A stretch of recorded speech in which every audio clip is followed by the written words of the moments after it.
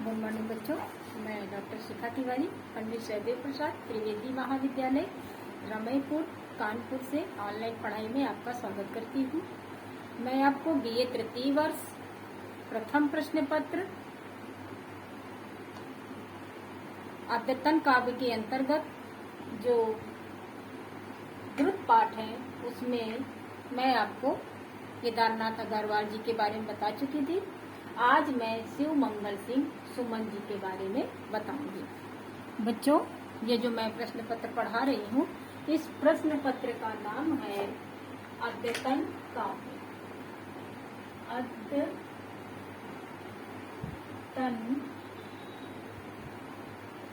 काव्य।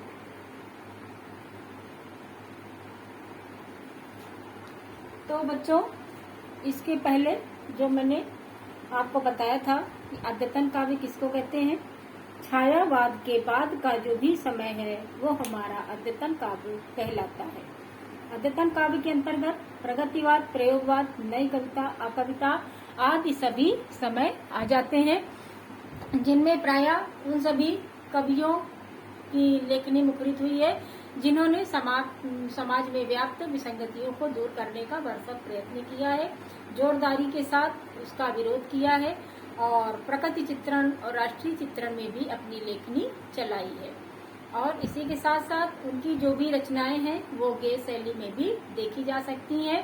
और ये जो अद्यतन काव्य है वो जो कि छायावाद के बाद का समय माना जाता है, आधुनिक काल के अंतर्गत आता है और आधुनिक काल की समय सीमा 1900 से अब तक की मानी गई है। तो बच्चों, आज हम आपको पढ़ाएंगे अद्यतन काव्य के अंतर्गत द्रुत पाठ में शिव मंगल सिंह सुमन जी के बारे में बताऊंगी। तो बच्चों, शिव मंगल सिंह सुमन जी का जन्म उन्नाव जनपद उत्तर प्रदेश के झगरपुर नामक ग्राम में 5 अगस्त 1915 में वसंत पंचमी के शुभ अवसर पर हुआ था। उनकी प्राथमिक शिक्षा उसी ग्राम में संपन्न हुई थी। इसके बाद वे ग्वालियर चले गए और वहां के विक्टोरिया कॉलेज से उन्होंने बीए की परीक्षा उत्तीर्ण की। सन 1940 में एमए की डिग्री और फिर डीलिट की उपाधि उन्होंने काशी विश्वविद्यालय से प्राप्त की। इस प्रकार अपना विद्यार्थी जीवन सफलतापूर्वक समाप्त करने के पश्चात उन्होंने ग्वालियर तथा होलकर कॉलेज इंदौर में अध्यापन कार्य किया। इसी दौरान नेपाल स्थित भारतीय दूतावास में सांस्कृतिक सहायक के पद पर उनकी नियुक्ति हुई। इसके पश्चात 1961 में विक्रम विश्वविद्यालय के अंतर्गत माधव कॉलेज के प्रधानाचार्य नियुक्त हुए। देखा जाए तो शिव मंगल सिंह सुमन का अधिकांश जीवन अध्यापन कार्य में ही व्यतीत हुआ। शिव मंगल सिंह सुमन ने पितामह सन 1857 की क्रांति में वीर गति को प्राप्त हुए थे। अतः शिव मंगल सिंह की कविताओं में यह क्रांति भावना सदैव बनी रही। पूंजीवाद के विरोध में इनके मन में क्रांति का भाव रहा। उन्होंने अपनी कविताओं में पूंजीवादी व्यवस्था पर तीखे प्रहार भी किए। ये साम्यवाद के प्रबल समर्थक भी रहे तथा गांधी जी के प्रति अपार श्रद्धा रखते थे।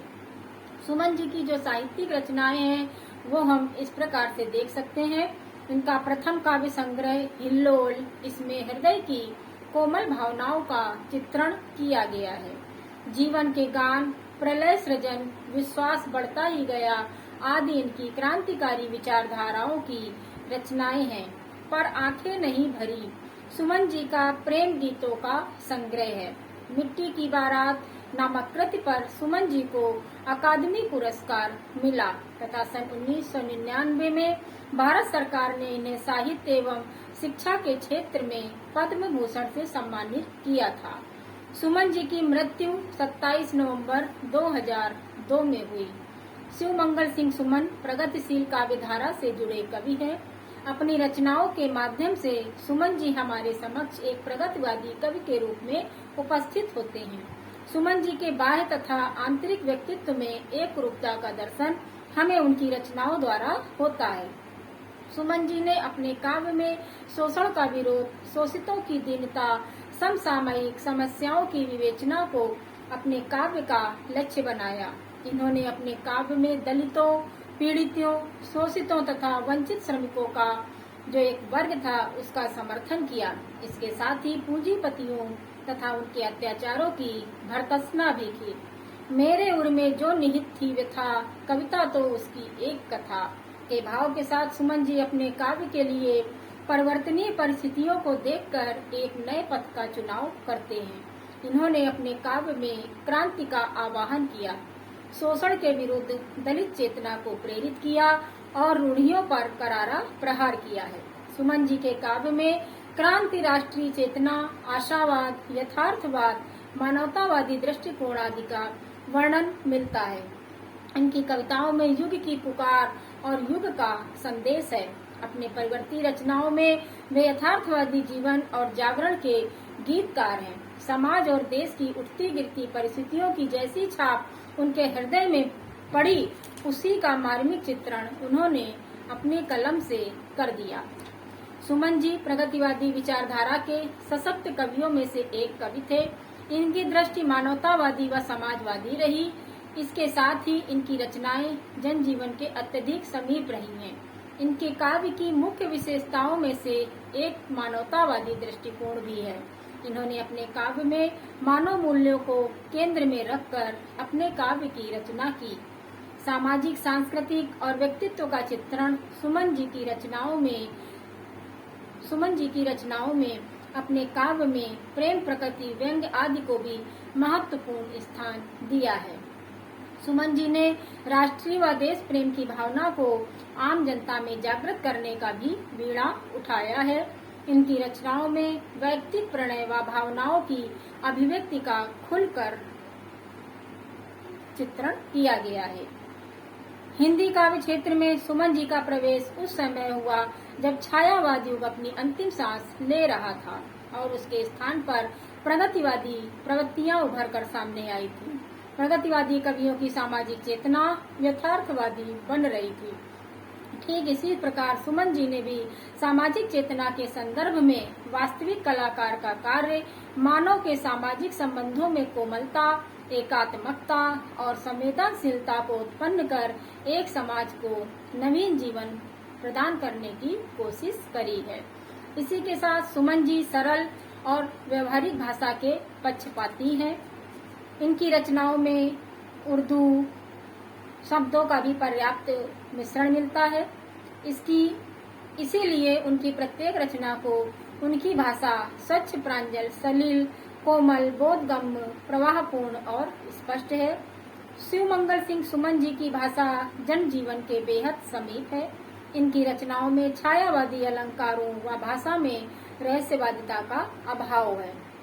इनकी बोली खड़ी बोली रही है, जिसमें संस्कृत के सुपरिचित सरल तत्सम शब्दों के साथ कहीं कहीं तुर्की, इरम, किस्मत, तूफान, खाना बदोश आदि विजातीय शब्द भी मिल जाते हैं।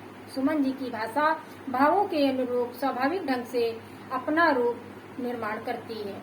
सुमन जी की जो काव्य शैली है, उनके व्यक्तित्व की छाप उसमें स्पष्ट रूप से दिखाई पड़ती है।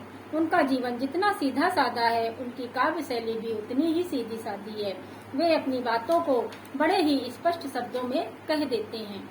सुमन जी की शैली में ओज तथा प्रसाद गुणों की बहुलता है। रस परिपाक के प्रति उनका आग्रह न होते हुए भी उनकी भाषा उनके भावों का अनुगमन करती है। उनकी छंद योजना में विविधता नहीं है। सुमन जी भाषा में कल्पना और भाव सौंदर्य उनका शब्द सामर्थ्य प्रकट करते हैं।